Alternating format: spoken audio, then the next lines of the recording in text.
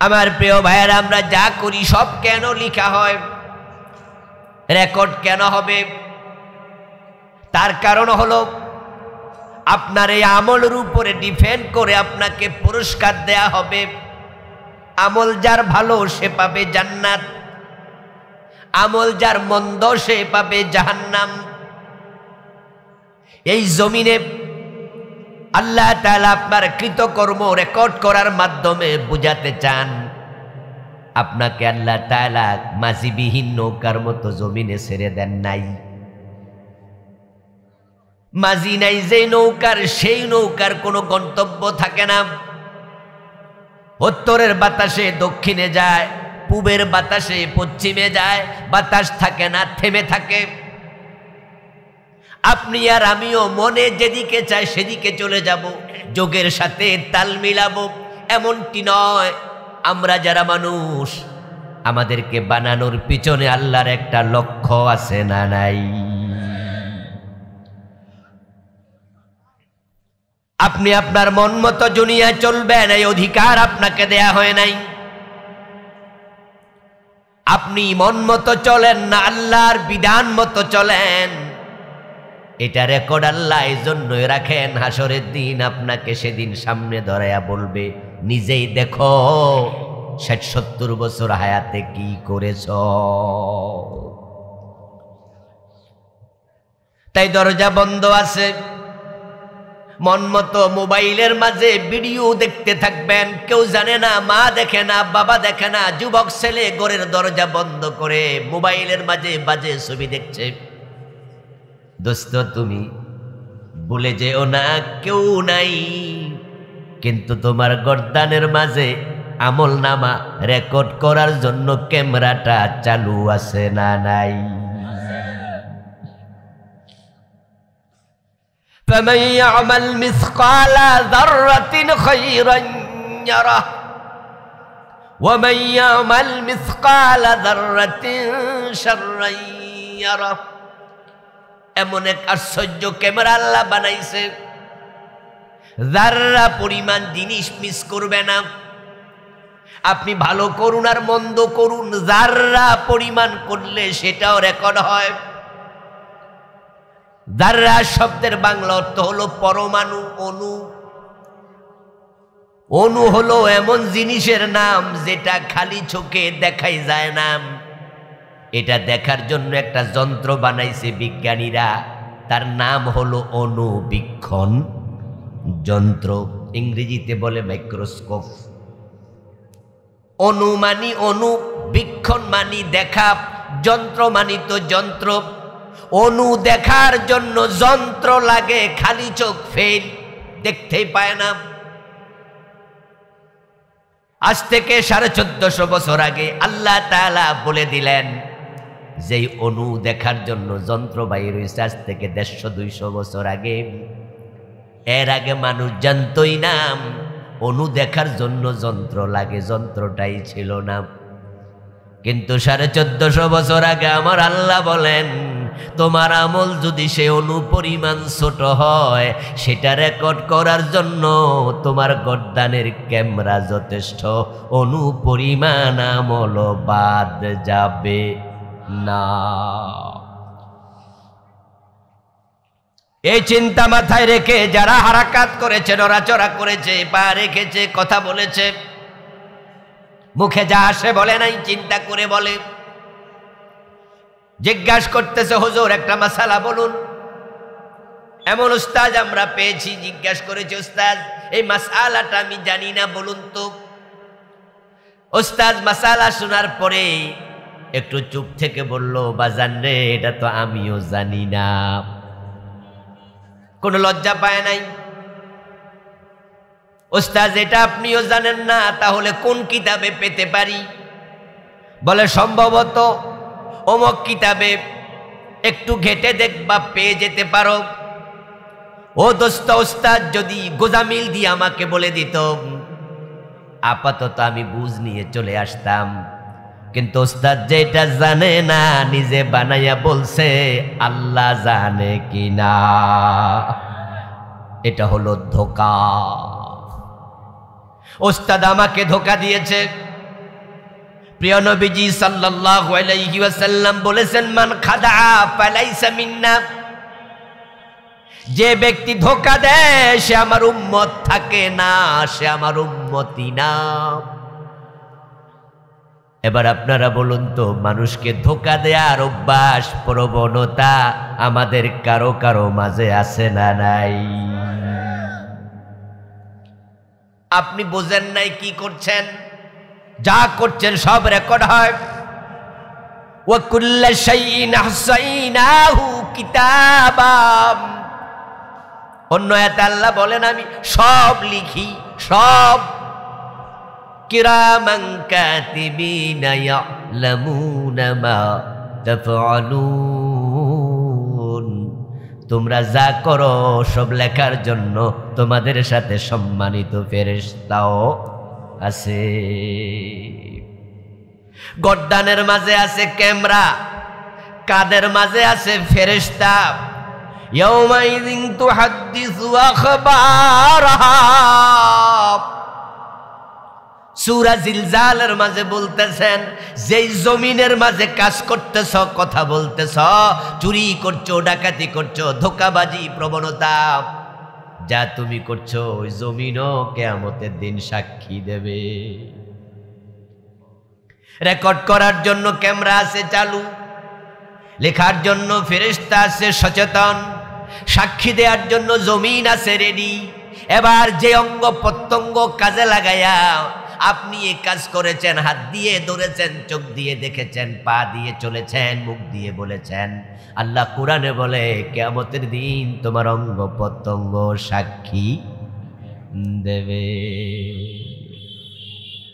আল-ইয়াওমা নাখতিমু আলা আফওয়াহিহিম ওয়া তুকাল্লিমুনা আইদিহিম ওয়া তাশহাদু আরজুলুহুম বিমা কানু ইয়াকসিবুন। সুবহানাল্লাহ পড়ো। আমার প্রিয় ভাইয়েরা, যেই মানুষগুলো মুখে যা আছে বলে না, চিন্তা করে বলে, সামনে যা আছে খায় না, চিন্তা করে খায়, পাইলেই পকেটে ঢুকায় না, হালাল হারাম চিন্তা করে পকেটে ঢুকায়, হাসরের দিনে মানুষগুলো আফসোস করতে হবে না। আর যারা মুখে যা আছে বলেছে, সামনে যা আছে খেয়েছে, পেয়েছে, পকেটে নিয়েছে, হালাল হারাম বাসে নাই, হাসরের ময়দানে এই মানুষগুলো আফসোস করবে।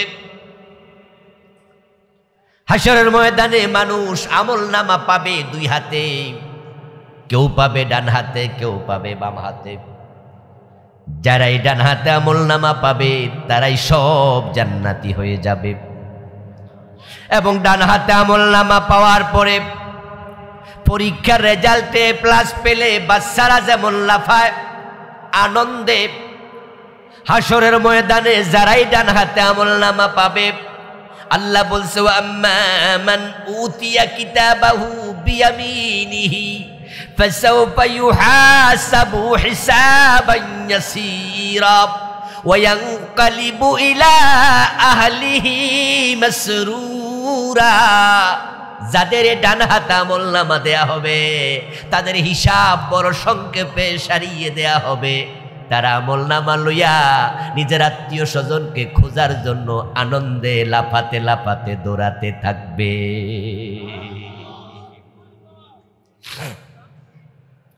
আপনারা কোরআনে পড়েছেন, আলেমদের থেকে শুনেছেন, হাসরের ময়দানে ছেলে দেখলে বাবা পালাবে, মা দেখলে সন্তান পালাবে, স্বামী দেখলে স্ত্রী পালাবে। কিন্তু অন্য আয়াতে আল্লাহ বলেন না না, ওয়ায়ানকালিবু ইলা আহলিহি মাসরুরা। এটা হলো তাদের অবস্থা যারা আমলনামা এখনো হাতে পায় নাই। ইয়া নাফসি করবে। তারা আপনজন দেখলে পরিচয় দেবে না, পালাতে থাকবে ভয়ে, সে আবার আমার কাছে কোনো কিছু দাবি করে কিনা। আর যে ডান হাতে আমলনামা পাবে সে নিশ্চিন্ত হয়ে যাবে, বরং আপনজন আনন্দ চিত্তে খুঁজতে থাকবে। ফায়াকুলু হাবু মুকরাউ কিতাবিয়া। অন্য আয়াতে আল্লাহ বলেন, ডান হাতে আমলনামা পাইলে সামনে যাকেই পাবে আপনজন তাকে বলবে, দেখো দেখো আমার আমলনামা কত সুন্দর। আপনজনেরা তখন তাকে প্রশ্ন করবে, একই ঘরের বাসিন্দা ছিলাম, বন্ধু বান্ধব বলবে একই কলেজে পড়েছি, পরিচিত জন বলবে একই মহল্লায় বসবাস করেছি, একই মসজিদে নামাজ পড়ছি, একই মাহফিলে বক্তৃতা শুনেছি, আমি তো আমলনামা এখনো পেলামই না। তুমি ডান হাতে পেয়ে গেলা, জান্নাতি হয়ে গেলা, তোমার এত সুন্দর আমলনামা কেন হলো বলো, কোন কারণে এটা এত দারুণ হলো? তখন সে জবাব দেবে, ইন্নী জানান্তু আন্নী মুলাকিন হিসাবিয়া। সুবহানাল্লাহ পড়েন ভাইয়া। কোরআনে আল্লাহ আখিরাতের সব কিছু বলেছেন। কবর কেমন হবে, হাসর কেমন হবে, ফুলসিরাত কেমন হবে, জান্নাত কেমন হবে, জাহান্নাম কেমন হবে, কবরে প্রশ্ন কয়টা হবে, প্রশ্নের জবাব কি হবে, সব আলোচনা কোরআন হাদিসে আছে না নাই? প্রশ্ন আউট, প্রশ্ন সব আউট। কবরের প্রশ্ন মান রাব্বুকা, তার জবাব রাব্বি আল্লাহ। কবরের প্রশ্ন আমা দীনুকা, তার জবাব দ্বীনি আল ইসলাম। কবরের প্রশ্ন আমার হাজার রাজুল, উত্তর তার মুহাম্মাদুর রাসূলুল্লাহ। কি নাই সব আছে, প্রশ্ন আউট, জবাব আউট, সব আউট করার পরেও যদি ছাত্র পরীক্ষায় ফেল করে, টিচারের দোষ দেওয়ার কোনো সুযোগ নেই। সে বলবেন নি জানান্তু আন্নী মুলাকিন হিসাবিয়া। আমার আমলনামা সুন্দর হওয়ার কারণ, আমি দুনিয়ায় জানতাম, বিশ্বাস করতাম হাসরের দিন আমার দুনিয়ার আমলের হিসাব আল্লাহর কাছে দিতেই হবে। আমি দুনিয়ায় যখন ছিলাম এই চিন্তা আমি সারাক্ষণ মাথায় রাখছি। এই যে সামনে ব্রিফকেস ভর্তি টাকা, অফিসার আমি ছিলাম, আমার পাশে আরেকজন ছিল, পাশে আরেকজন ছিল, আমার সিগনেচারে 1000 কোটি টাকা বাজেট হয়েছে, আমার সিগনেচারে 500 কোটি 100 কোটি টাকার প্রজেক্ট পাস হয়েছে, আমার টেবিলের মাঝে ব্রিফকেস ভর্তি টাকা আসছে, ব্ল্যাঙ্ক চেক দিয়ে গেছে, স্যার আপনি আপনার সুবিধা মতো টাকা তুলে নেন। কিন্তু সেদিন আমি ভেবেছি সরকার আমাকে তো ঘোষ খাওয়ার জন্য শেয়ার দেয় নাই, শেয়ার দিছে আমানতদারিতার সাথে প্রজেক্টগুলোকে তত্ত্বাবধান করার জন্য। যদি আমি ঘোষ খাইয়া আমানতদারিতা ভেঙ্গে ফেলি, হাসরের দিন আল্লাহ আমারে ধরবে। এই চিন্তা মাথায় ছিল। আমি ব্রিফকেসের দিকে ফিরেও তাকাই নাই, ব্ল্যাঙ্ক চেক ফিরাইয়া দিস। সুযোগ টাকার পর 1 টাকা ঘোষ খায় না এমন 2-1 অফিসার আছে না নাই? শাহ আব্দুল হান্নান রহমতুল্লাহি আলাইহি এনবিআর এর প্রধান ছিলেন, অর্থ মন্ত্রণালয়ের সচিব ছিলেন, অনেকগুলো সচিবালয়ের সচিব ছিলেন। সে শাহ আব্দুল হান্নান রাহিমাহুল্লাহ, উনার কথা একটু পরেই বলি, আগে একটু জিজ্ঞাসা করতে চাই, উনার নাম শুনেছেন এমন লোক এখানে যারা আছেন একটু হাত তোলেন। মাশাআল্লাহ 10-12 জন হয়ে যাবে। শাহ আব্দুল হান্নান রাহিমাহুল্লাহ কয়েক বছর আগে মারা গেলেন। অনেকগুলো মন্ত্রণালয়ের সচিব, এনবিআর এর প্রধান, কিন্তু ঢাকা শহরে বাড়ি করার মতো টাকা উনার ছিল না। ও দোস্ত, বাংলাদেশে পুলিশের কনস্টেবল, পুলিশের দারোগা, 10 তলা বিল্ডিং এর মালিক এমন আছে না নাই? পুলিশের একজন দারোগা কোটি টাকার মালিক, টিওন অফিসের কেরানি কোটি টাকার মালিক, আর আমাদের নেতৃত্ব কয়দিন আগে বললেন উনার বাড়ির ফিয়ন কয় কোটি টাকার জানি মালিক। এই যে পাবলিক সব জানি লাইছে, উনি বলছে উনার বাড়ির পিয়ন 400 কোটি টাকার মালিক। যদি পিয়নেরা 400 কোটি টাকার মালিক হয়, কেরানি 10 তলা বিল্ডিং এর মালিক হয়, দারোগা 10 তলা বিল্ডিং এর মালিক হয়, উনি এতগুলা মন্ত্রণালয়ের সচিব, ঢাকা একটা বাড়ি করার টাকা নাই। এতে প্রমাণ হয় হারাম কোনো টাকা টাচ করেন নাই। ও দোস্ত, মুখে আসলে বলে না, নৈতিকতাকে প্রাধান্য দেয়, চিন্তা করে বলে যদি আমি বলে ফেলি হারাম হয়, মিথ্যা বলা হারাম, গীবত করা হারাম, অনুমান করে আন্দাজে কথা বলে দেয়া না যায়। এই মুখের ব্যবহার ঠিকঠাক মতো না করলে প্রতি শব্দ রেকর্ড হয়। আমার আল্লাহ আমারে ছাড়বে না, এমন মানুষ আখিরাতে ধরা পড়বে না। ধরা পড়বে তারাই যারা নিজেকে নিয়ন্ত্রণ করতে পারে নাই।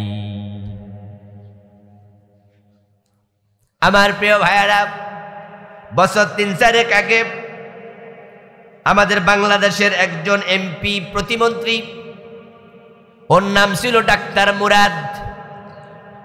মাথায় চুল না থাকার কারণে মানুষ তাকে বলে টাকলা মুরাদ। ওর একটি অডিও ক্লিপ মাত্র 2.5 থেকে 3 মিনিটের ফাঁস হলো। বাংলাদেশের একজন সিনেমার নায়িকার সাথে সে কিছু অশ্লীল শব্দ চয়ন করলো।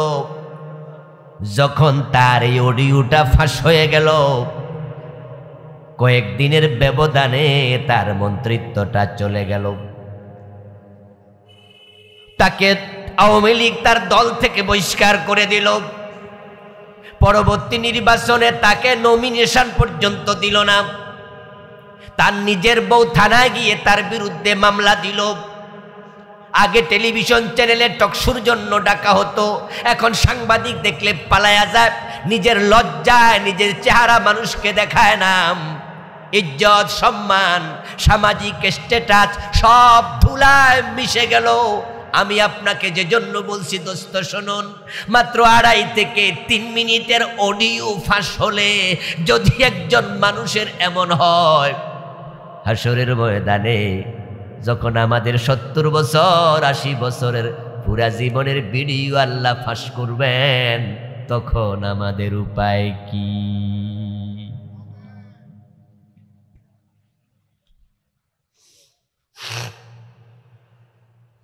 ফারুক আযম ওমর রাদিয়াল্লাহু তাআলা আনহু এর জন্য বলতো, আনফুসাকুম ক্বাবলা তুহাসাবু ওয়াজিনু আনফুসাকুম ক্বাবলা তুজানু। ও দুনিয়ার মানুষেরা, আল্লাহর কাছে হিসাব দেওয়ার আগে নিজের হিসাব নিজে করো। আল্লাহর কাছে আমলের ওজন দেওয়ার আগে নিজের আমলের ওজন নিজে করো। ক্বালা রাসূলুল্লাহ সাল্লাল্লাহু আলাইহি ওয়াসাল্লাম, আল কাইয়িসু মান দানা নাফসাহু ওয়া আমিলা লিমা বাদাল মাউত।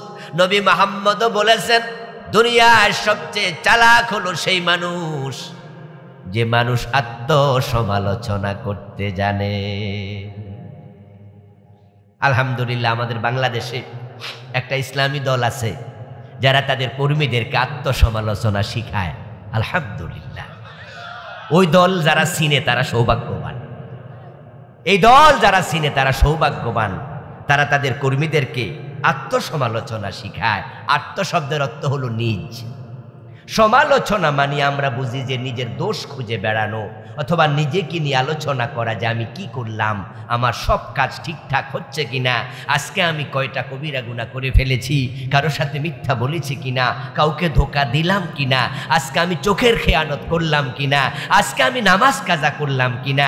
রাতের বেলায় ঘুমানোর আগে নিজের দোষ নিজে খুঁজে তারপরে তাওবা করে ঘুমায়। এটার নাম হলো আত্মসমালোচনা। প্রিয় নবীজি বলছেন, সে হলো চালাক যে আত্মসমালোচনা করে। এবার আপনাদের কাছে প্রশ্ন রাখবে, একটু জবাব দেন। আমাদের সমাজের মানুষেরা নিজের দোষ নিজে খোঁজে না মানুষের দোষ খোঁজে? এবং চা দোকানে বসলে দেখবেন যে কেমনে মানুষের দোষ চর্চা হয়, অমুকে করছে তমুকে করছে, অন্যকে নিয়ে আপনি ব্যস্ত, অথচ নিজের খবর নেই। চা দোকানে 10 জন মানুষ বসে সকালবেলা চা খায়, নাস্তা খায়। এর মাঝে কোনো একজন এসে বলল, এই চা দোকানের ভাইয়েরা শুনছেননি, অমুক তো গত রাতে ফাঁসি দিছে, ফাঁসিতে ঝুলে মারা গেছে। এই কথা শোনার সাথে সাথে চা দোকানের 10 জন মানুষ 10 জনই জিহ্বায় কামড় দেয়, আফসোস করে বলে, কোন কি কথা হেসানি? কয় আরে হেসা কথা, রাতে তো মারা গেছে ফাঁসি দিয়া। আরে হাজী সাহেব কামডা করলো কি? উনি না হজ করছে? কহে আর হাজী সাহেব মানুষ কামডা করলো কি? 10 জনে আফসোস করলো, কারণ সবাই জানে আত্মহত্যা করা সগীরা গুনাহ না কবিরা গুনাহ। বলেন, কথা বলেন, কি গুনাহ? এই লোক কবিরা গুনাহ করছে, তাই 10 জনে আফসোস করে। চা দোকানে এতক্ষণ বৈশা যে কত জনের গীবত করছে, এগুলো সব সওয়াবের কাম, এটি কবিরা গুনাহ না? চা দোকানে বৈশা যে কত জনের বিরুদ্ধে কত কথা কইলে, এগুলা কি কবিরা গুনাহ না? ওই বেটা গত রাতে মারা গেছে ফাঁসি দিয়া, হের কবিরা গুনার লাইগা সবাই আফসোস করে, নিজের আফসোসের খবর কি? জবাব যারা জানেন তারা দেবেন, জানেন না তো চুপ থাকবেন। জানলে আমি বলবো জবাব দিন। আত্মহত্যা করলে কয়টা কবিরা গুনাহ হয়? মাত্র অল্প কয়জনে বললেন ইয়েস, একটাই। আত্মহত্যা করছে কয়বার? তো গুনাহ হয়েছে কয়বার? তাহলে বলুন, আত্মহত্যা করলে কয়টা কবিরা গুনাহ? তাহলে যেই বেটা গত রাতে ফাঁসি দিয়া মরল, ওর আমল নামায় আর কি কি কবিরা গুনাহ আছে আপনি জিগাইলে কইতে পারবেন? তাহলে আপনি কয়টার খবর জানেন? বলেন না কথা, কয়টা? একটা। তো ওই বেটার একটা কবিরা গুনার খবর শুনে আপনি আফসোস করলেন। আমি আপনাকে প্রশ্ন করতে চাই, আপনার আমল নামায়ও কবিরা গুনাহ আছে না নাই? একটা আছে না আরো বেশি? তো বেডার একটার লাইগা যদি আফসোস করেন, নিজের আমল নামার জন্য আফসোস করবেন কবে? আসলে আমাদের অভ্যাসটাই খারাপ হয়ে গেছে, আমরা মানুষকে নিয়ে ব্যস্ত আছি।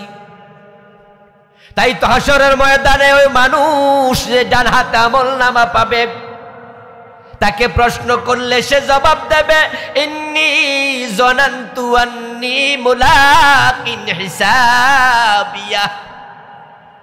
আমার আমল নামা ডান হাতে পাওয়ার কারণ শুধু একটা, আমি মাথায় রেখে চলেছি কিয়ামতের দিন আমাকে আমলের হিসাব দিতেই হবে।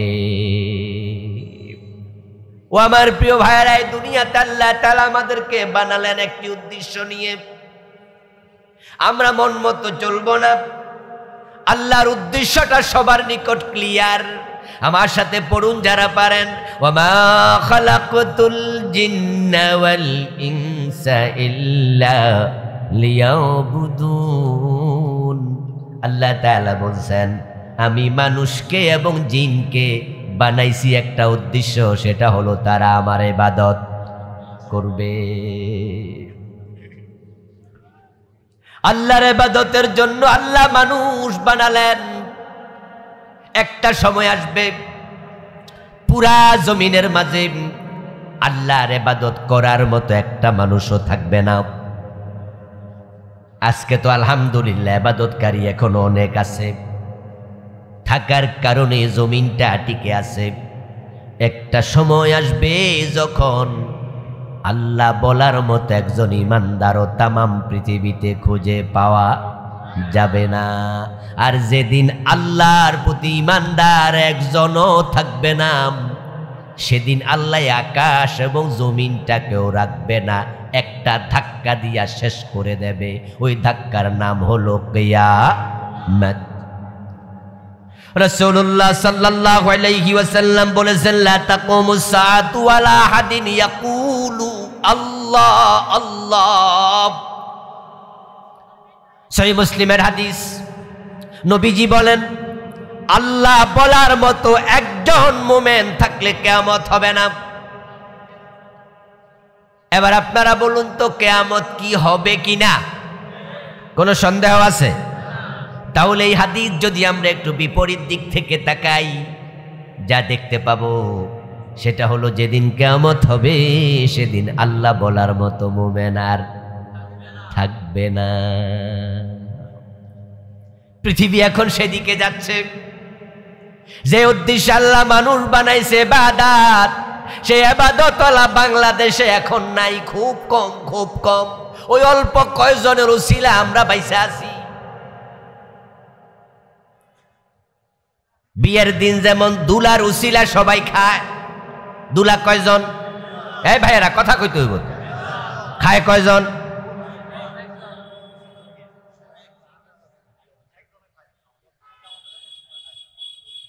দুলার দিন দুলা হয় বিয়ের দিন একজন, কিন্তু খায় তো শত শত জন।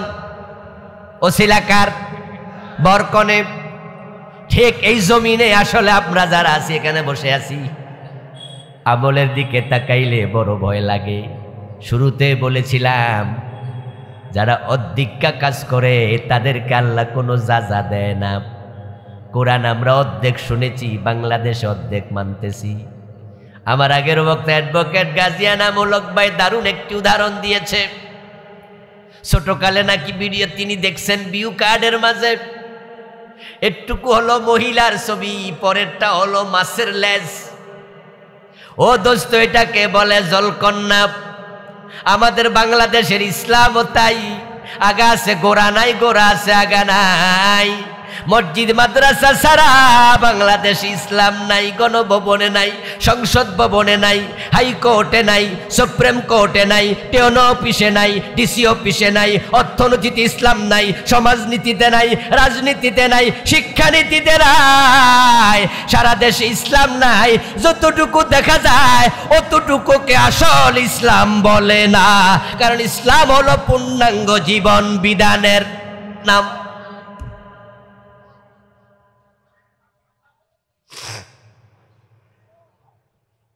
أفتؤمنون ببعض الكتاب وتكفرون ببعض فما جزاء। আল্লাহ বলে কোরআনের কিছু মানবা কিছু মানবা না, এমন যদি করো ফামা জাযা, অর্ধেক যে মানছো এটার কোনো প্রতিদান নাই। আমরা যতটুকু আমল করতেছি, নামাজ রোজা হজ যাকাত সহ যা, আমরা প্রতিদান চাই কার কাছে? আখেরাতে প্রতিদান দেবে কে? তো আল্লাহ যিনি প্রতিদান দেয় উনি কয় অর্ধেক মানবা, ফামা জাযা, প্রতিদান নাই।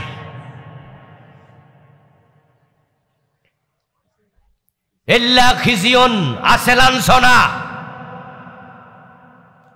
ওয়ায়ুরাদ্দুনা ইয়াওমাল কিয়ামাতি ইলা আশাদ্দিল আযাব, আছে তোমার জন্য জাহান্নাম। অর্ধেক মেনে আমার কাছে এসো না। উদখুলু ফিস সিলমে, মানলে পুরা, অর্ধেকটা চলবে না। ওয়াজ শুনে একটু শক্ত মনে হলো, কয় কি রে হুজুরে, তাইলে অর্ধেক যে করছি সব বুঝি বাদ? আমি বলবো হ্যাঁ দোস্ত, আল্লাহ তো কয় অর্ধেক মানলে বাদ। ফজরের নামাজের ফরজ কয় রাকাত? সবাই বলেন না ভাই, কয় রাকাত? এক রাকাত পড়লেন সূরা ইয়াসিন দিয়ে সুন্দর করে 15 মিনিট লাগাইয়া, আর এক রাকাত না পইরা বাড়ি চলে গেলেন, সওয়াব পাবেন অর্ধেক, ঠিক না? নাকি বাদ? তা আপনি যদি দাবি করেন অর্ধেক তো পড়ছি, এখানে বাজার আসেনি? নাম বলেন। ও ইয়েস, আমি ওতে বাজার দিয়ে আসছি, কাছে তো। চন্দ্রগঞ্জ বাজারের পাশে আপনাদের এলাকা। মাগরিবের পরে আপনার বউ আপনাকে বলল, বুড়া মিয়াকে তার বউ বলে, হঠাৎ বিদ্যুৎ চলে যায়, ঘরে কোনো মোমবাতি নাই, কারেন্টের আপনার কেরোসিনের লাইটও নাই। বাজারে যাই একটা 10 টাকার মোমবাতি কিনে নিয়ে আসেন। আপনিও বললেন কথা তো ঠিক, কখন কারেন্ট চলে যায় কোয়া তো যায় না, তাহলে যদি হঠাৎ যায় বাদ খামু কেমন আন্দারের মাঝে? আপনি 10 টাকার মোমবাতি কেনার উদ্দেশ্যে বাজারে রওনা দিছেন, কিন্তু আলমারির ড্রয়ার খুলে দেখেন যে 1000 টাকার একটা নোট আছে, আর কোনো ভাঙতি টাকা পয়সা নাই। এখন আপনি একটু টেনশনে পড়লেন যে কিরে, মোমবাতির দাম 10 টাকা, আছে 1000 টাকার নোট।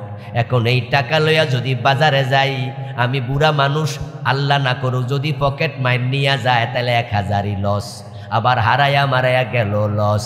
কি করি? টাকা ছাড়া গেলে তো মোমবাতি দেবে না, আবার 1000 টাকা নিল তো রিক্স আছে। হঠাৎ মাথায় বুদ্ধি আসলো যে অর্ধেক লই, বাস কইরা মাঝখানে ছিটছেন। সেরা মনে মনে ভাবেন অর্ধেক যদি হারায় হারাক, বাকি 500 তো রইল। অর্ধেক বাড়িতে রাইখা বাকি অর্ধেক নিয়ে চন্দ্রগঞ্জ গেলেন। দোকানদারের হাতে তুলি দিয়ে বলেন যে 10 টাকার মোমবাতি দাও, 490 ফেরত দাও। দিব তো? যারা চুপ করে আছেন হেরারে দিব মনে, কে দিবনি? দোকানদার চোখ বড় কইরা চাইব, আর মনে মনে কইব চাচা তো আগে সুস্থ আছিল, পাগল হইল কবে। বলবে চাচা এটা কি করলেন, বাকি অর্ধেক কই? চাচা কইব চালাকি করো না, আমি কম বুঝি না, তোমারে যা কইছি সেটা করো, 490 দেও। আর 10 টাকার মোমবাতি, হে অর্ধেক আমি বুঝি, আমি যা করছি, এত কিছু তোমার বোঝন লাগবো না। বলুন তো চাচাকে কেউ দেবে? বরং বলবে পাজলামি করেন না, এখান থেকে সরেন, আপনার এই অর্ধেকটা নোট আমার দরকার নাই। দুনিয়ায় সব বোঝো, আখেরাতের ব্যাপারে বোঝো না।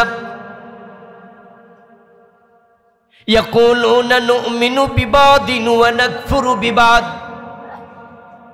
ইউরিদুনা ইয়াত্তাখিযু বাইনা যালিকা সাবিলা উলাইকা হুমুল কাফিরুনা হাক্কা।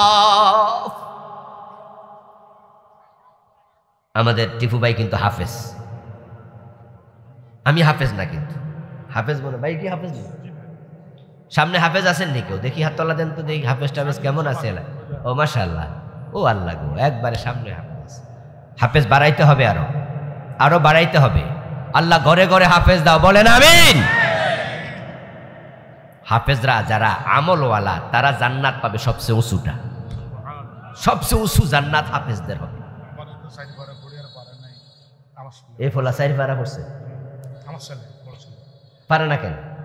আল্লাহ জেহান বাড়াই দেয়। আল্লাহ আল্লাহ আল্লাহ, তুমি সাহায্য করো, সুস্থ করো, বলেন আমিন। আলহামদুলিল্লাহ, আমি হাফেজ হইতে পারি নাই, আমার 4 ছেলে, তার মাঝে 2টা অলরেডি হয়ে গেছে, আলহামদুলিল্লাহ। বড়টা 10 পারা পরে অফ করে দিয়েছি, একটু মেধা কম, আর 4 নাম্বারটা সেও হওয়ার পথে আছে। আল্লাহ তাআলা জান্নাতে নিয়ে ফেরেশতাদেরকে বলবেন, যারা কোরআনওয়ালা তাদেরকে জান্নাতের পাশে দাঁড় করাইয়া বলো, ইকরা ওয়ারতাকি ওয়ারাতিল কামা কুনতা তুরাতিলু ফিদ দুনিয়া ফাইন্না মানজালাতাকা ইনদা আখিরি আয়াতিন তাকরাউহা। ও জান্নাতি, তুমি জান্নাতের পাশে দাঁড়ায়া কোরআন পড়ো, সুবহানাল্লাহ পড়ো, ইকরা কোরআন পড়ো, ওয়ারতাকি, এক আয়াত পড়লে জান্নাতের উচ্চতা 1 গুণ বেড়ে যাবে, 1 তলা বেড়ে যাবে। 2 আয়াত পড়লে 2 তলা হয়ে যাবে, 3 আয়াত পড়লে 3 তলা উঁচু হয়ে যাবে। কোরআন পড়বে, তারতিলের সাথে জান্নাতের মাকাম মর্তবা উঁচু হতে থাকবে। তারপরে ফেরেশতা বলবে, তেলাওয়াত যেখানে শেষ, তোমার মর্তবা সেখানে পৌঁছে শেষ হবে।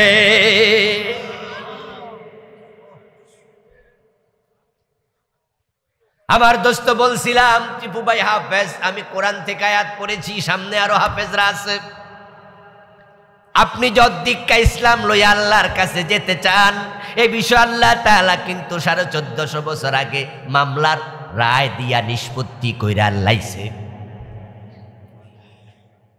আমাদের দেশে কিছু মামলা হয়, আপনাদের এই লক্ষ্মীপুর চন্দ্রগঞ্জে মামলা নাই? থানায় বিভিন্ন মামলা হয়, তো ভাইয়ে ভাইয়ে হয়, বাপ বেটা হয়, প্রতিবেশী হয়, রাজনৈতিক মামলা হয়। আচ্ছা, হওয়ার পরে এই মামলা যখন থানা থেকে কোর্টে যায়, কোর্ট থেকে এটা শুনাইতে শুনাইতে শুনাইতে শুনাইতে এক পর্যায়ে যদি সুপ্রিম কোর্ট, হাইকোর্ট, সুপ্রিম কোর্টেও যায়, এটার একটা লাস্ট শুনানি হয় না?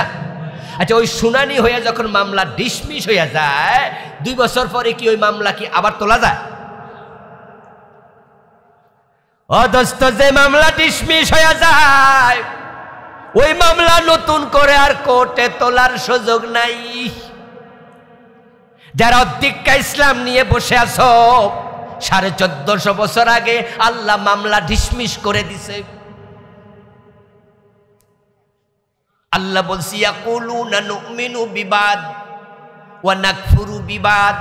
কিছু মানুষ সমাজে থাকবে যারা বলবে মানি না, না না মানি না, এটা না, আমরা মানি।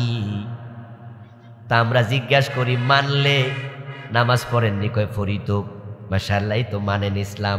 রোজা রাখেননি? কয় রাখি তো। দাড়ি? কয় রাখি। টুপি আছে? তাহলে মানেন তো ঠিক। তো সরু ধরে হাত কাটা, এটা মানেননি?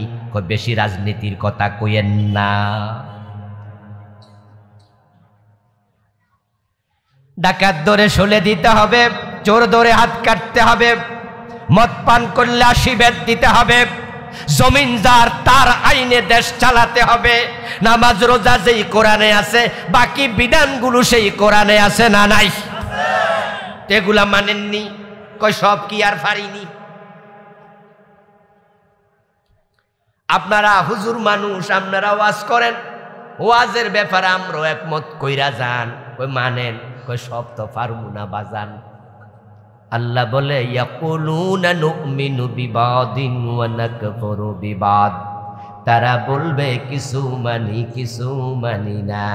ইউরিদুনা ইয়াত্তাখিযু বাইনা যালিকা সাবিলা। তারা মাঝামাঝি রাস্তা তালাশ করে। মানি না বললে কাফের। তারা কয় না না, এ কথা কইয়া কাফের ওমুনা। সব মানলে মুমেন। তো সব মানেননি? কয় সব তো পারমু না। কয়টা কইয়া তারা মাঝামাঝি রাস্তা খোঁজে। যারা মাঝামাঝি চলে, উলাইকা হুমুল কাফিরুনা হাক্কা। আল্লাহ মামলা ডিসমিস করে রায় দেয়, যারা অধিকা মানে তারা কাফের হয়ে গেছে। এবার আপনাদের কাছে প্রশ্ন করি, জবাব দেন তো, বাংলাদেশে পুরা মানার লোক বেশি না অর্ধেক মানার লোক বেশি?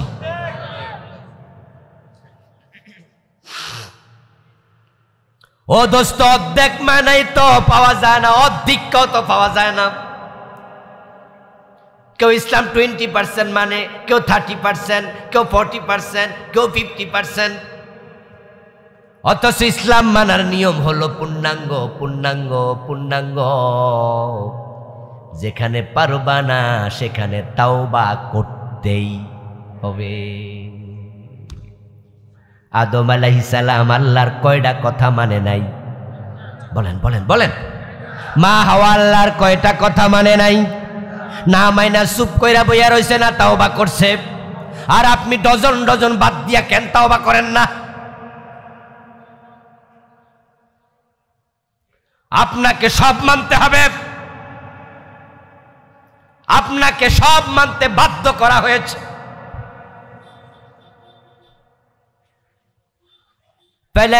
فلا وربك لا يؤمنون حتى يحكموك فيما شجر بينهم ثم لا يجدوا في أنفسهم حرجا مما قضيت ويسلموا تسليما। আল্লাহ এবং রাসূলের একটা কথা যদি না মানো, তুমি বেঈমান। আল্লাহ কসম করে বলে, ও নবী, আপনি যা বলবেন সব যদি সর্বান্তকরণে না মানে, ফালা ওয়া রাব্বিকা, আপনার রবের কসম, আল্লাহ কয় আমার কসম আমি করি, লা ইউমিনুন, তারা মুমিন হতে পারবে না। একটা না মানলে বেঈমান, আর আপনি ডজন ডজন বাদ দিলেন। আপনাদের কাছে আমি জিজ্ঞাসা করতে চাই, ইবলিস শয়তান যে কাফের হলো, বেঈমান হলো, সে আল্লাহর কয়টা কথা মানে নাই? মাত্র একটা, আদমরে সেজদা করো, হে কয় না, এতে শেষ। ইবলিস একটা মানল না, সে বেঈমান হলো। 53 বছরে চোর ধরে একদিনও হাত কাটলেন না, ডাকাত ধরে একদিনও শুলে দিলেন না, জেনা করলে অবিবাহিতকে একদিনও 100 বেত্রাঘাত করলেন না, বিবাহিত জেনা করলে একদিনও পাথর মেরে মারলেন না। আল্লাহর আইনে জমিন চলবে, এটা আল্লাহর অর্ডার। আলা লাহুল খালকু ওয়াল আমরু, সৃষ্টি যার, আইন চলবে শুধুই তার। নবী মুহাম্মদ 10 বছর মদিনা আল্লাহর আইনে চালাইলো, 53 বছরের বাংলাদেশ একদিনও আল্লাহর আইনে চালাইলাম। তো ইবলিস একটা মানে না, সেই কাফের। আর আমরা ডজন ডজন বাদ দিয়া শক্ত মোমেন। ও দোস্ত, যে ইবাদতের জন্য আল্লাহ মানুষ বানাইল, ওই ইবাদতের পথ থেকে মানুষগুলো দিন দিন সরে যাচ্ছে, অবস্থা বড় বেগতিক।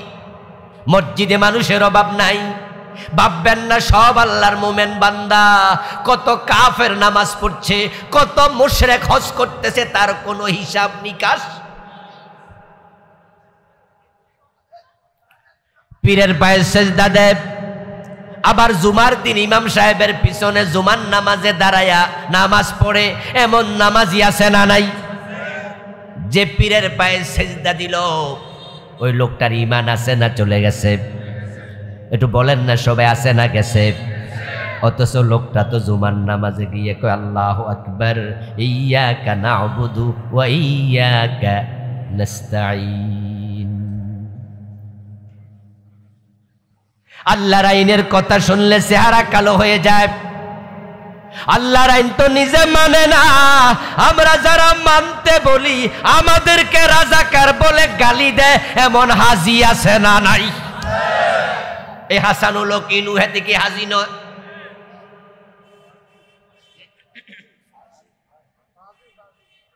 এই রাশেদ খান মেনন, সে কি হজ করে নাই? এই লোকগুলো যদি চান্স পাইত, তাদের যদি ক্ষমতা থাকত, মহিলারা মাথার চুল থেকে উকুন নিয়া যেইভাবে নখে রেখে মেরে ফেলে, এই দেশে ইসলামওয়ালাদেরকে নখে তুলে তারা মেরে ফেলত।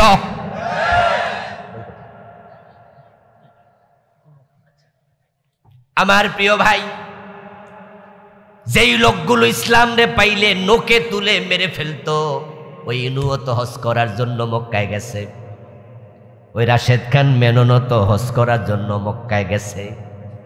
তো হাজি বুঝি সব জান্নাতি? যদি সব হাজি জান্নাতি হতো, তাহলে আবু জেহেল কি হজ করে নাই? ও দোস্ত, আপনারা কাদিয়ানির নাম শুনেছেন কি না? কাদিয়ানিদের কি মসজিদ নাই? তারা কি নামাজ পড়ে না? কাদিয়ানিদের আজানের মাঝে আশহাদু আল্লা ইলাহা ইল্লাল্লাহ বাক্যটা নাই, আশহাদু আন্না মুহাম্মাদার রাসূলুল্লাহ এটা কয় না। তো কাদিয়ানির মুয়াজ্জিনরা আমরা কাফের কই কোন ফতুয়া? বেড়া তো কয় আশহাদু আল্লা ইলাহা ইল্লাল্লাহ, আল্লাহ ছাড়া কোনো ইলাহ নাই, আশহাদু আন্না মুহাম্মাদার রাসূলুল্লাহ, মুহাম্মদ আল্লাহর নবী, আমি সাক্ষ্য দিচ্ছি। তাহলে কাদিয়ানির মুয়াজ্জিন কাফের হয় কেমনে? বেড়া তো কালেমা পড়ে। ও দোস্ত, বাংলাদেশে নাকি 92% মুসলমান। আমি হাদিস পড়া দিয়ে মিলাইতে টিলাইতে পারি না। ও দোস্ত, রাসূলুল্লাহ সাল্লাল্লাহু আলাইহি ওয়াসাল্লামের জন্য বলেছেন, ইয়াতি আলান নাসি জামানুন ইয়াজতামিউনা ফিল মাসাজিদি লাইসা ফীহিম মুমিনুন। এমন একটা জামানা আসবে, যে জামানার মানুষগুলো মসজিদে জামাতের সাথে নামাজ পড়বে, অথচ একটারও ঈমান থাকবে না। সবগুলো বেঈমান হয়ে যাবে, অথচ নামাজি। যেমন কাদিয়ানিদের মসজিদ, ইমামও কাদিয়ানি, মুয়াজ্জিনও কাদিয়ানি, মুসল্লিও কাদিয়ানি, নামাজ পড়ে 5 ওয়াক্ত। আপনারা একটু বলুন তো, কাদিয়ানিরা মোমেন না কাফের? তারা কোরআনের কয়টা বিধান মানে না? তা আমরা মানি না কয়টা? এগুলো ভাবলে না পেছ লাগা যায়, ভালো পেছ লাগা যায়। এই জমিন টিকে আছে আপনার কারণে নয়, আমার কারণে নয়, টিকে আছে আল্লাহর কিছু ভালো বান্দা। আলহামদুলিল্লাহ, আলহামদুলিল্লাহ। এখনো আল্লাহ ছাড়া কারো আইন মানে না, এই ঘোষণা বুক ফুলাইয়া দেয়। গত 15 বছরের জালেমেরা এই চিন্তাওয়ালা আলেমদের জেলে দিছে, ফাঁসিতে ঝুলাইছে, তারপরও ভয় পায় নাই। আল্লাহর আইনের কথা বলার কারণে ফাঁসির রশিতে ঝুলেছে, চুল পরিমাণ সরে নাই। এমন 2-4 জন ঈমানওয়ালা এখনো আছে না নাই?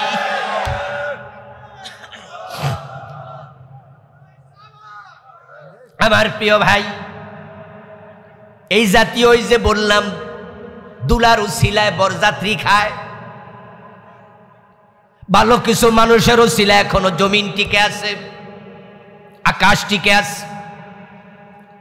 কিন্তু যখন মানুষগুলো কোরআন পূর্ণাঙ্গ মানবে না, তারা বেঈমান হতে থাকবে। 92% মুসলমান কয় কি রে, রাসূলুল্লাহ তো বলেছেন কিয়ামত যত আগাবে বেঈমান তত বাড়বে। তাকুনু বাইনাস সাআতি ফিতানুন কাকিতাইল লাইলিল মুজলিম ইউসবিহু ফিহা আর-রাজুলু মুমিনান ফায়ুমসি কাফিরা ওয়া ইউমসি মুমিনান ফায়ুসবিহু কাফিরা। কিয়ামত যখন আগাবে তখন সূর্য ডুবলে চারদিক থেকে যেভাবে অন্ধকার ধেয়ে আসে, দুনিয়ার চারদিক থেকে কুফরির ফিতনা বের হবে। মানুষ সকাল বেলায় মুমিন থাকবে, মানুষ সন্ধ্যা বেলায় কাফের হয়ে যাবে। এখন রাসূল কয় মানুষ কাফের হবে গড়পড়তায়। আর বাংলাদেশে স্বাধীনতার সময় 71 মুসলমান ছিল 7 কোটি, এখন নাকি মুসলমান হয়ে গেছে 16 কোটি। 71 মানুষ ছিল 7.5 কোটি, তো 50 লাখ বাদ দেন হিন্দু বৌদ্ধ খ্রিস্টান, তাহলে এখন 7 কোটি মুসলমান। এখন 2024 মানুষ হয়ে গেছে 18 কোটি। 2 কোটি বাদ দেন হিন্দু বৌদ্ধ খ্রিস্টান, তাহলে মুসলমান আছে 16 কোটি। আজ থেকে 10 বছর পরে এটা 16 কোটি থাকবে না, আরো বাড়বে। এভাবে যদি বাড়ে কিয়ামতটা কেমনে হবে? কারণ একজন মুমিন থাকলো তো কিয়ামত হবে না। আর আমরা বাংলাদেশে যেমনে 7 কোটি থেকে 16 কোটি, 16 কোটি থেকে 30 কোটি সামনে আগাইতাছি, 92% আছি, তো আপাতত কিয়ামত হওয়ার কোনো সম্ভাবনা।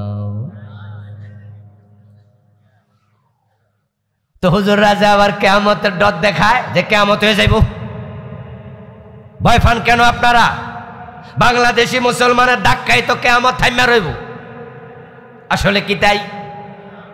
আসলে মোটেও তা নয়। এগুলো কাজীর গরুর মতো, কেতাবে আছে গোয়ালে নাই। ভোটার লিস্টের মুসলমান, বাস্তবে মুসলমান খুব কম, খুব কম। নিজের আমলের দিকে তাকাও মুসলমান, সাবধান হও।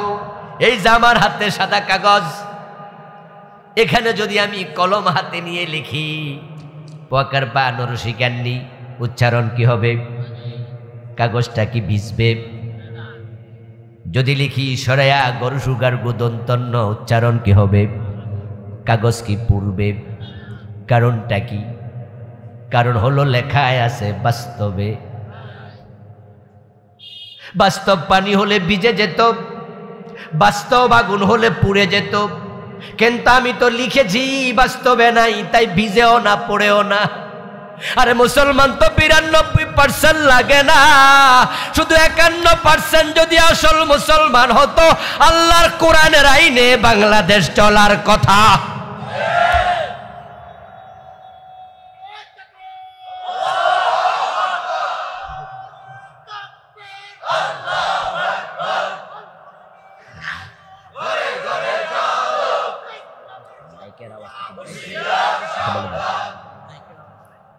আমার প্রিয় ভাই, এখন কে কাফের হয়ে গেল, কে মুশরিক হয়ে গেল, এই কথা বলে আপনাদের কান জ্বালা ফেলা করে ফেলা আমার উদ্দেশ্য নয়। মানুষকে কাফের বলে কি লাভ?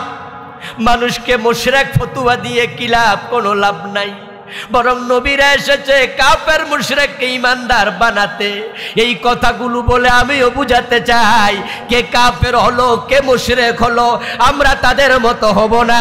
যতদিন বেঁচে থাকি পুরা কোরআন মানব, অর্ধেক ঈমান নিয়ে মরতে চাই না, অর্ধেক ইসলাম নিয়ে মরতে চাই না। পুরা কোরআন মানব, মানুষের আইন মানব না। আমি একা মোমেন হতে চাই, আপনি সিদ্ধান্ত নেন আমি একা হতে চাই। স্রোতের বিপরীতে চলা সহজ নয়, স্রোতের বিপরীতে চলা কঠিন। স্রোতের সাথে খড়কুটাও ভেসে যায়, জানা? স্রোতের সাথে যদি আপনি খড়কুটা ফেলে দেন সেটাও ভেসে যাবে। আর স্রোতের বিপরীতে যেতে প্রাণ লাগে, প্রাণ। যার দেহের মাঝে প্রাণ নাই ওই লাশ যদি পানিতে ছেড়ে দেন পানির সাথে সেটাও ভেসে যাবে। আর যদি আমারে আপনারে পানিতে ফেলে দেয় আমরা স্রোতের বিপরীতে চলার জন্য যুদ্ধ শুরু করে দেব।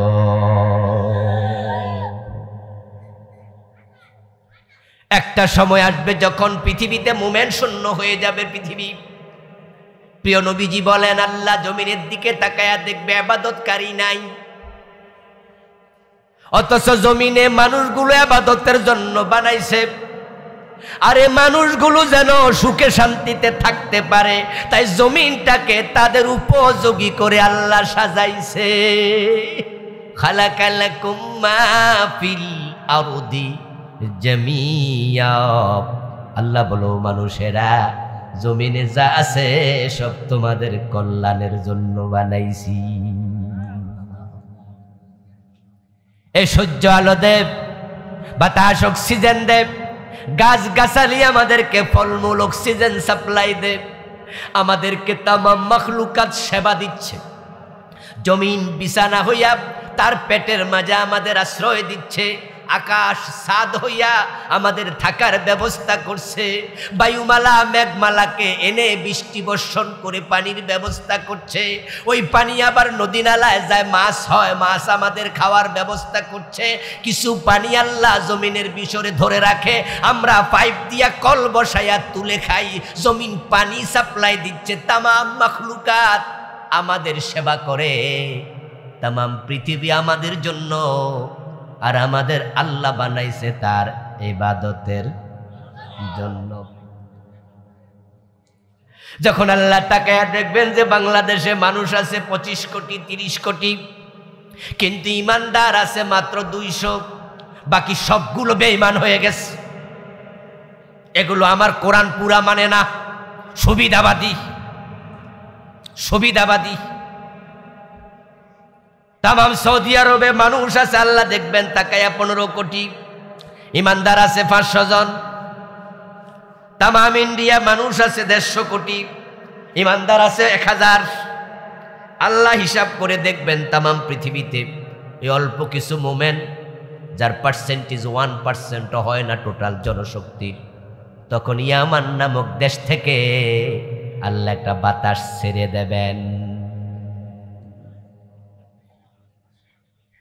সহিহ মুসলিমে আছে ক্বালা রাসূলুল্লাহ সাল্লাল্লাহু আলাইহি ওয়াসাল্লাম ইন্নাল্লাহা ইয়াবআসু রিহাম মিনাল ইয়ামান আলিয়ানা মিনাল হারির ফালা তাদউ মান কানা ফি কলবিহি মিসকালু হাববাতিন মিনাল ঈমান ইল্লা কবাযাতহু আও কামা ক্বালা রাসূলুল্লাহ সাল্লাল্লাহু আলাইহি ওয়াসাল্লাম।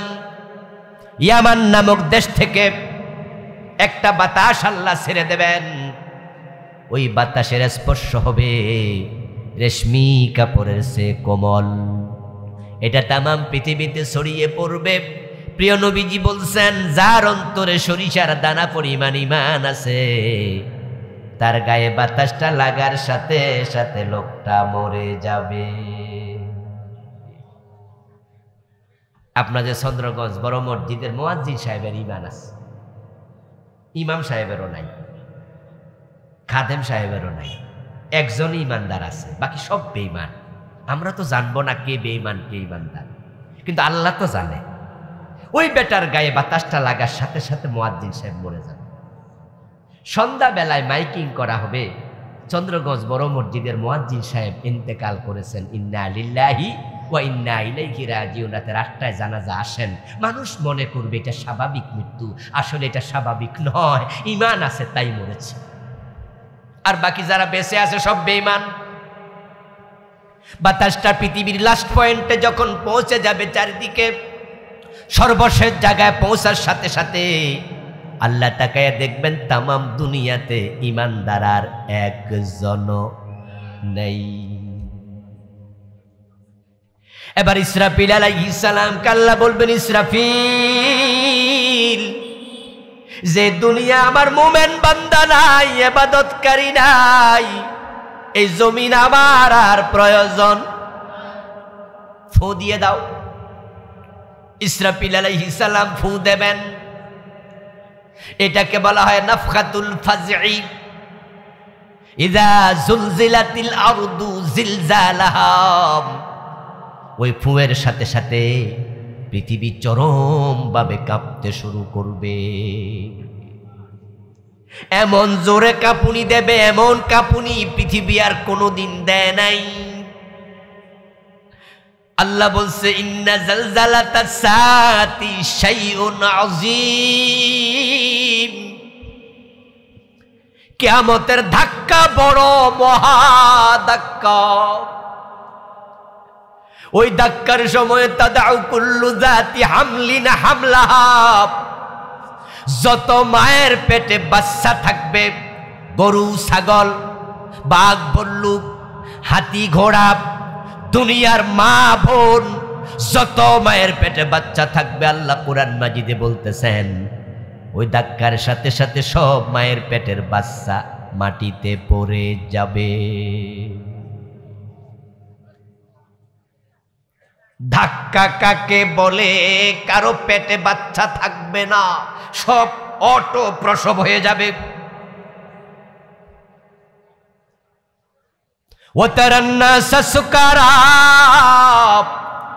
যত মানুষ তখন জীবিত থাকবে সবগুলো মদখোর মাতালের মতো মাতলামি করবে। ওয়াকালাল ইনসানু মা লাহা। বলবে কি হলো, কি হলো, পৃথিবীর কি হলো। ওয়ালা ইয়াসআলু হামিমুন হামিমা। কোন বন্ধু বন্ধুর সাথে কথা বলবে না, জিজ্ঞাসা করবে না। মাতাল যেমন কথা বলে, কেউ কারো জবাব দেয় না, এরকম মাতলামি করতে থাকবে সব মানুষ। এবং পৃথিবীর পেটের ভিতরে যা আছে, ওয়া খরাজাতিল আরদু আসকালাহা। মানুষ নিজের চোখে দেখবে স্বর্ণের খনি, রৌপ্যের খনি, তামার খনি, গ্যাসের খনি, কেরোসিনের খনি জমিনের পেট থেকে জমিন উগরে দিচ্ছে। সেদিন স্বর্ণের খনি দেখেও কেউ আর স্বর্ণের প্রতি দৌড়াবে না।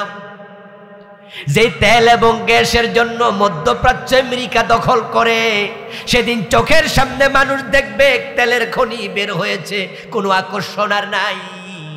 মানুষগুলো মাতালের মতো মাতলামি করবে। কাইফা তাত্তাকুনা ইন কাফারতুম ইয়াওমান ইয়াজআলুল বিলদানা শিবা।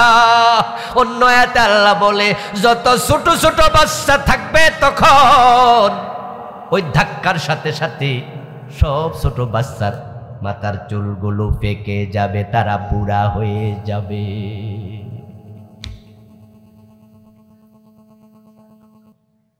মাঝে মাঝে আল্লাহ তাআলা পৃথিবীকে ধাক্কা দেন, যেটার নাম ভূমিকম্প। আল্লাহ এটা দিয়ে আমাদেরকে বুঝায়, এই জমিনটা আমার, তোর না, তোর না, তোর না। তুই যে বলস বাড়ি আমার, গাড়ি আমার, ওই যে চোখ দেখা যায় ওই পর্যন্ত আমার দাদার জমি।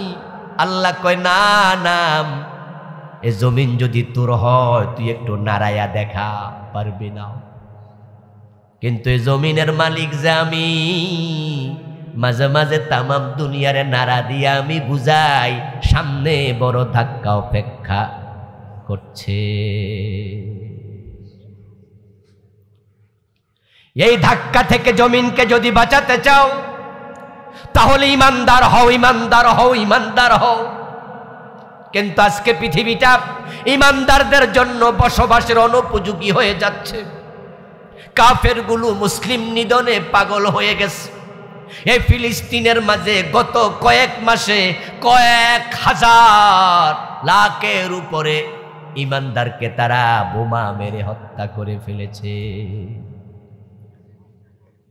আমার দোস্ত, যখন ইমানদার থাকবে না দুনিয়াও থাকবে না। দুনিয়া যখন থাকবে না, ইসরায়েল, আমেরিকা, ইন্ডিয়া, তোদের দাদাগিরিও থাকবে না। আরে মানুষ বন্ধু চিনে না। এই ইহুদি খ্রিস্টান, এই বৌদ্ধ হিন্দু, তাদের কারণে পৃথিবীর পৃষ্ঠদেশ টিকে নাই, টিকে আছে তাহাজ্জুদ গুজার এই আল্লাহওয়ালা বান্দাগুলার কারণে। কিন্তু তারা বোঝে না, তারা মুসলমানের মাথায় বোমা ফুটাচ্ছে। এই ইন্ডিয়া বাংলাদেশ আক্রমণের জন্য মোষে তেল দিচ্ছে, শুনছেন না আপনারা? ইতোমধ্যে তারা পায়তারা করছে। আমাদের নেত্রী বাংলাদেশে থাকতে ইসলামওয়ালাদেরকে জ্বালাইছে, 15 বছর আমাদের ধরছে, মারছে, ফাঁসি দিছে। এখন দেশ ছেড়ে পালায়া ওখানে বসে ষড়যন্ত্র করে বাংলাদেশকে সাম্প্রদায়িক দাঙ্গার দিকে উস্কাইয়া দিচ্ছে। উনি ওখানে যাই ওদেরকে খেপাই দিতেছে। গতকালকে তাদের আনন্দবাজার পত্রিকায় রিপোর্ট করলো, বাংলাদেশের হিন্দু মহিলারা মাথায় সিঁদুর দিয়ে বের হতে পারে না ভয়ে। আচ্ছা, বাংলাদেশের হিন্দু মহিলারা কি মাথায় সিঁদুর দিয়ে বের হয় না? আমরা ওদেরকে ধরছি, আক্রমণ করছি? দেখেন, আনন্দবাজার পত্রিকা রিপোর্ট করছে গতকালকে। কি মিথ্যুক তারা, কত বড় মিথ্যুক! বরং তাদের ধর্মীয় নেতা চিন্ময়কে পুলিশ অ্যারেস্ট করেছে। অ্যারেস্ট করার পরে তারা মসজিদে আক্রমণ করছে, আমাদের একজন অ্যাডভোকেট আলিফকে হত্যা করেছে, ঠিক কিনা? তারা যে আমাদের অ্যাডভোকেট, মুসলিম একজন অ্যাডভোকেটকে হত্যা করলো, আমরা মুসলমানরা কি তাদের বিরুদ্ধে কিছু করছি? আমরা কোন হিন্দুকে চন্দ্রগঞ্জে মারছি, ঢাকায় মারছি? অথচ ওখানে বসে ওরা বলতেছে বাংলাদেশের হিন্দুরা অনিরাপদ। মমতা ব্যানার্জি তিনি বললেন, জাতিসংঘকে আমরা আহ্বান জানাচ্ছি বাংলাদেশে যেন তারা সৈন্য মোতায়েন করে। সংখ্যালঘুদের নিরাপত্তার জন্য বাংলাদেশে সৈন্য মোতায়েন করা দরকার। বাংলাদেশের হিন্দুরা অনিরাপদ, তাদের নিরাপত্তা দিতে হবে। মমতা ব্যানার্জির কথার সাথে ঐক্যমত্য পোষণ করে কেন্দ্রীয় সরকারও বলল, হ্যাঁ, আমরাও জাতিসংঘকে বলছি বাংলাদেশে সৈন্য পাঠাও। 2 দিন 4 দিন 6 দিন পরে তারা হয়তো এবার বলবে, জাতিসংঘ যেহেতু সৈন্য পাঠায় না, তাহলে আমরা ইন্ডিয়ার সৈন্য পাঠাচ্ছি। তারা মোষে তেল দিচ্ছে আমাদের দেশকে আক্রমণ করার জন্য। আমরা ইন্ডিয়াকে জানিয়ে দিতে চাই, আমাদেরকে ভয় দেখাইও না। আমরা শাহাদাত খুঁজে বেড়াই, আমরা গাজওয়ায়ে হিন্দের জন্য অপেক্ষা করছি। তোমাদের দেশ বড় হতে পারে, জনসংখ্যা বেশি হতে পারে, সৈন্য বেশি হতে পারে, আমাদের একটা জিনিস বেশি আছে, সেটার নাম ঈমান। 18 কোটি মুসলমান 36 কোটি হাতে যখন কালেমার পতাকা এক হাতে নিয়ে আর এক হাতে তলোয়ার নিয়ে দাঁড়াবে, দিল্লির লাল কেল্লা ইসলামের পতাকা উড়বে।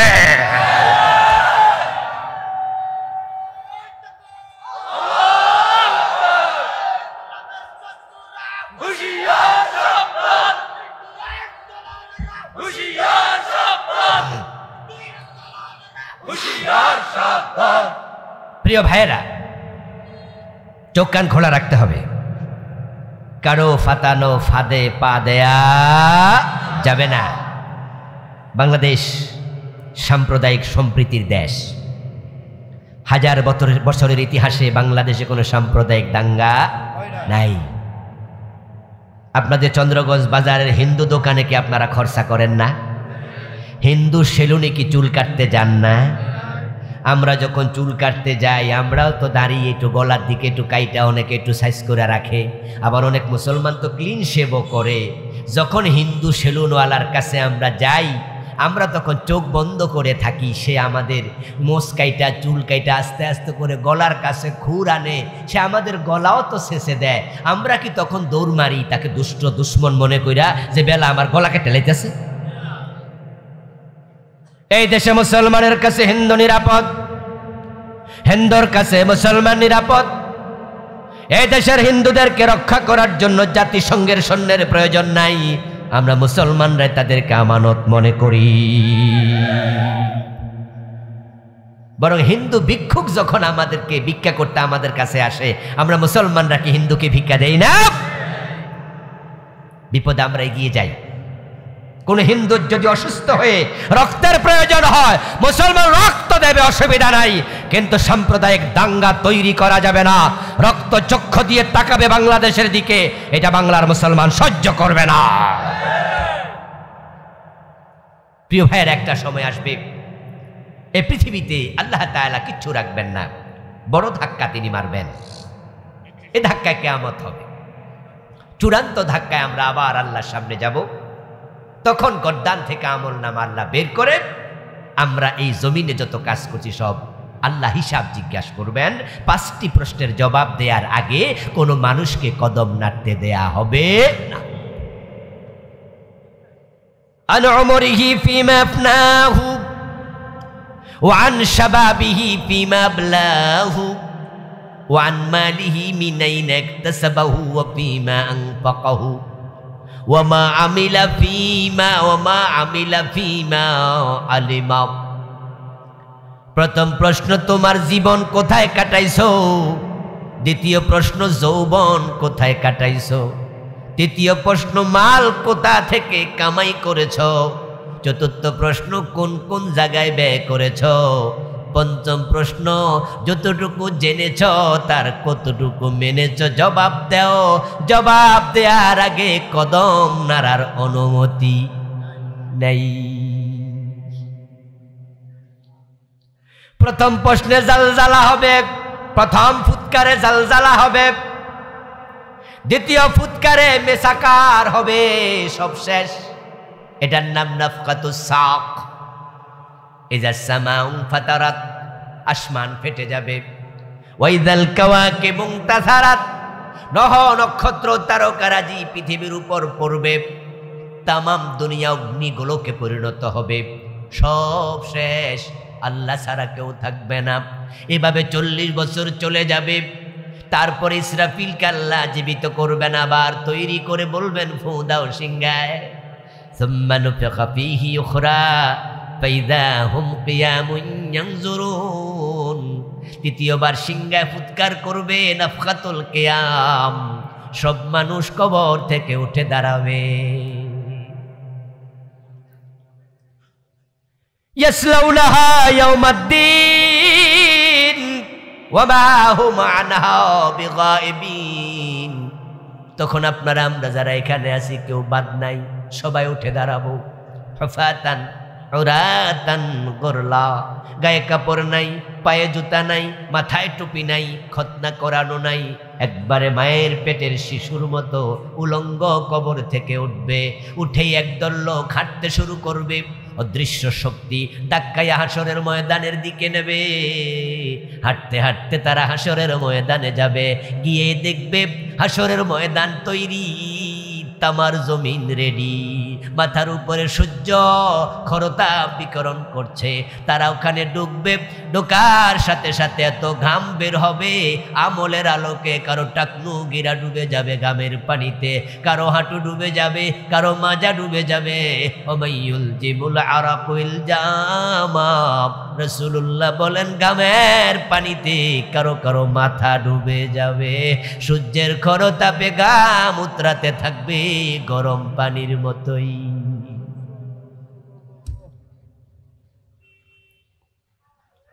তারুজুল মালাইকাতু ওয়ার রূহু ইলাইহি ফি ইয়াউমিন কানা মিকদারুহু 50 আলফা সানা। এভাবে 50,000 বছর হাসরের মাঠে থাকবে গরম পানির মাঝে। সূর্যের তাপে গরম পানি উতরাবে, ঘামগুলো উতরাবে 50,000 বছর। ওয়াসিন পারে রকবানা, আরেক দল মানুষ বড় সৌভাগ্যবান, তারা কবর থেকে উঠে দেখবে কবরের পাশে জান্নাতের গাড়ি দাঁড়ায় আছে। ফেরেশতারা ফুলের মালা নিয়ে অপেক্ষা করছে। তাদেরকে ফুলের পাপড়ি ছিটায় ইস্তেকবাল জানাবে, আহলান সাহলান ওয়েলকাম বলে বলে কবর থেকে ওঠার সাথে সাথে জান্নাতের গাড়িতে তুলবে। ওই গাড়িটা ডিরেক্ট আল্লাহর আরশের নিচে গিয়ে থামবে। সাবআতুন ইউযিল্লুহুমুল্লাহু ফি যিল্লিহি ইয়াওমা লা যিল্লা ইল্লা যিল্লুহু। 7 গ্রুপের মানুষ, 7 দল মানুষ, 7 রকমের মানুষ, যারা আরশে আজিমের নিচে সরাসরি আল্লাহর রহমতের ছায়াতলে বসার সুযোগ পাবে। পরকাল নিয়ে আমি একটি বই লিখেছি, এটার নাম দিছি ওহিরায়নায় পরকাল। এখানে আমি 500-র উপরে হাদিস আনছি। এ বই লিখতে গিয়ে দেখলাম যে আরশের নিচে 7 না 8 গ্রুপ। ভিন্ন আরেকটা হাদিস আছে, আল্লাহ রাসূল বলছে 8 কিসিমের মানুষ আরশে আজিমের নিচে জায়গা পাবে। তারা কারা? তাদের ভিতরে নিজের নাম ঢুকাতে হবে। আল্লাহ তৌফিক দেন, বলেন আমিন। তাহলে বাইসা গেলেন। আর হাসরের ময়দানে ঢুকলো উপায় নাই, 50,000 বছর। হাদিসে পাওয়া যায় রাসূলুল্লাহ বলেছেন যে প্রত্যেক মানুষের জন্য হাসরের ময়দানে জায়গা বরাদ্দ থাকবে শুধু পা রাখার পরিমাণ। আমি জানি না বুঝাইতে পারছি কিনা। জায়গা পাবেন কতটুকু? মানে আপনার 2 পা রাখতে যতটুকু জায়গা হাসরের ময়দানে যারা থাকবে এর চেয়ে বেশি জায়গা কেউ পাবে না। আচ্ছা, আপনারা এখানে যারা আছেন, যদি আমি আপনাকে বলি দাঁড়ান, আপনি দাঁড়াইলেন। যদি বলি যে পা না নাড়াইয়া 1 ঘন্টা দাঁড়ায় থাকেন, পারবেন তো? 10-20 মিনিট পরে পা দেখবেন যে ঝিমঝিম করবে। আপনি হাঁটাহাঁটি করবেন, অসুবিধা নেই, নড়াচড়া করলে অসুবিধা নেই, কিন্তু ঠায় দাঁড়ায় থাকলে আপনি পারবেন না। আচ্ছা, 50,000 বছর যদি পা নাড়ানোর জায়গা না থাকে, উপায় কি হবে? ওয়াসিনফান আলা উজুহিহিম, আরেক দল আছে যারা কবর থেকে ওঠার সাথে সাথে তারা উল্টে যাবে। তাদের মাথা চলে যাবে নিচের দিকে, পা চলে যাবে উপরের দিকে। আল্লাহ তাদের মুখটাকে বাঁকা করে দিবেন, তারা তাদের মুখের উপরে হাঁটতে থাকবে। আল্লাহ তাদেরকে উল্টায়া দেবেন, কারণ তারা দুনিয়ায় আল্লাহর কোরআনের উল্টা চলছে। কোরআনে আল্লাহ কয় সুর ধরে হাত কাটো, হেতারা আইন বানা সুর ধরে জেলে দাও। আল্লাহ কোরআনে কয় আমার আইনে দেশ চালাও, আর হেরা কয় না ব্রিটিশ আইনে চালাও। উল্টা যারা চলেছে আল্লাহ হাসরের ময়দানে তোদেরকে উল্টায়া দেবে।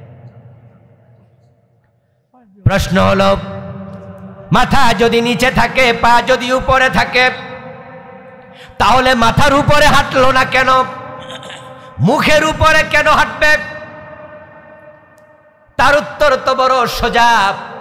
কারণ মানুষ দুনিয়া যত গুনাহ করে, অধিকাংশ গুনাহ মুখ দিয়া করে।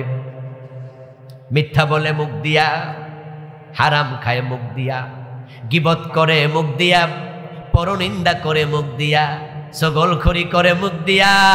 আদালতে দাঁড়ায়া আল্লামা সাইদির মতো বড় আলেমের বিরুদ্ধে মিথ্যা সাক্ষীও দিছে জালেমগুলো মুখ দিয়া।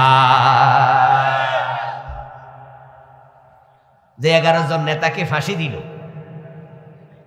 যে 11 জন নেতাকে ফাঁসি দিল, তার মাঝে 2 জন মন্ত্রী ছিল। এমন ভালো মানুষ যারা 5 বছরে 1 টাকা দুর্নীতি করে নাই। ও ভাইয়েরা, বিবেক কি বন্ধক দিয়ে দিছেন কারো কাছে?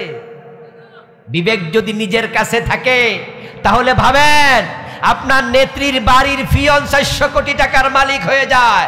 আপনার নেত্রী কত হাজার কোটি টাকা এই দেশ থেকে লুট করেছে, হিসাব করেন। আজ যে 2 জনকে ফাঁসি দিলেন, মন্ত্রী ছিল, 1 টাকা দুর্নীতি করে নাই। ফখরুদ্দিন, মঈনুদ্দিন সরকার চেষ্টা করছে, খুঁজে এমন ভালো মানুষগুলাকে ফাঁসি দিলাম। আল্লামা সাইদি রহমতুল্লাহি আলাইহির মতো আলেম, যার তাফসীর শুনে কয়েক হাজার কাফের মুসলমান হয়েছে, আদালতে দাঁড়ায়া উনারে দর্শনকারী বানাইলা, খুনি বানাইলা। অগ্নি আগুন লাগাইছে মানুষের বাড়িতে, অগ্নি সংযোগকারী বানাইলাম।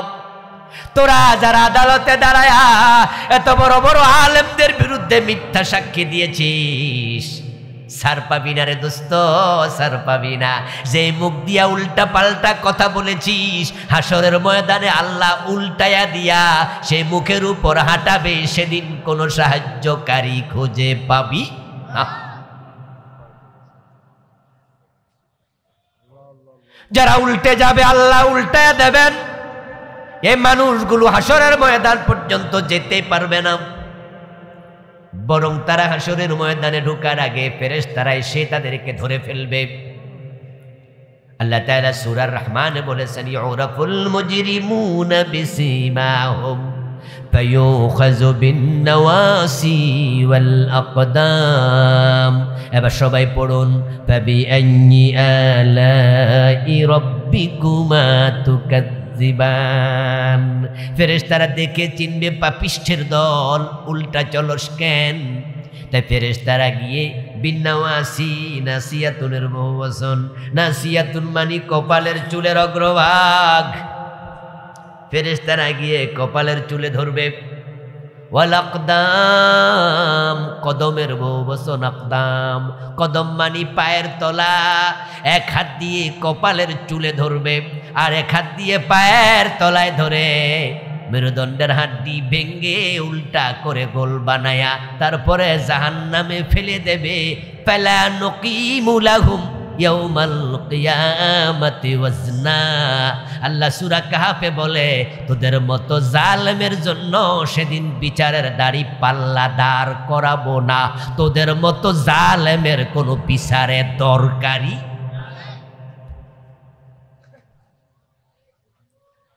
ও প্রিয় ভাইরা, আপনি 3 গ্রুপের কোন গ্রুপে যেতে চান?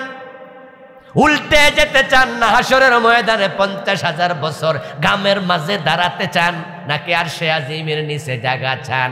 সেটা আপনার হাতেই আল্লাহ ছেড়ে দিয়েছে। আপনি স্বাধীন, সিদ্ধান্ত নেওয়ার সুযোগ আপনার আছে। এই জন্য আসুন আমরা আরশে আজিমের নিচে যেতে চাই। তাই সে 8 গ্রুপে জয়েন করব।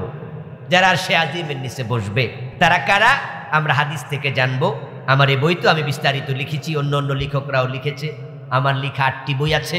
নতুন যেটা লিখেছি, এবার লিখেছি একটা, ওটা প্রিয় নবীজির জীবনীর উপরে, কেমন ছিলেন প্রিয় নবী সাল্লাল্লাহু আলাইহি ওয়াসাল্লাম, ওনার সুরত সিরত বিস্তারিত লিখেছি। 280 পৃষ্ঠার বই। আর এটা 400 পৃষ্ঠা। শিরকের উপরে লিখেছি একটা, বিদাতের উপরে, সালাতের উপরে, মেরাজের উপরে, ব্যক্তি পরিবারের উপরে। এখানে আমার গাড়ি আছে, ড্রাইভারের কাছে পাবেন, পড়বেন, জানবেন, অন্যকে জানাবেন। আজকে যা বলা হলো সে আসর থেকে শুরু করে এই পর্যন্ত হক কথাগুলো আল্লাহ আমাদের মানার তৌফিক দাও। সবাই বলেন আমিন।